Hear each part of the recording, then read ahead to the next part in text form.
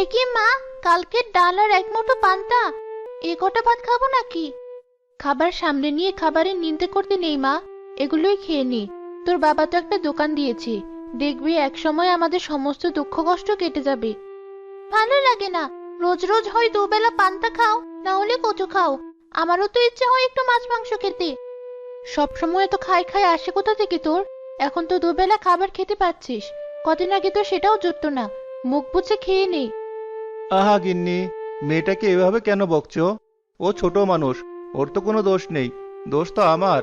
আমি অভাগা বাবা ওর, যে কিনা বউ বাচ্চাকে ভালোভাবে খাওয়াতে পারে না।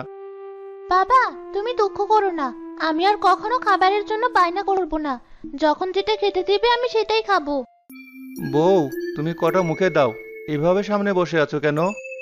আমার পেটে খিদে নেই, তুমি তো জানো সকালে একটু পানি খেলে আমার পেট ভরে যায়।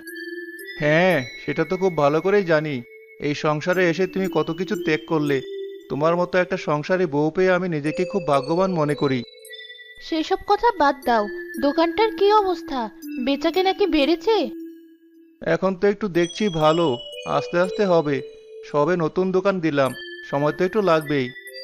আমাদের সমস্ত পুঁজি ওই দোকানে বসানো, জানি না সৃষ্টিকর্তা কপালে কি লিখে রেখেছেন।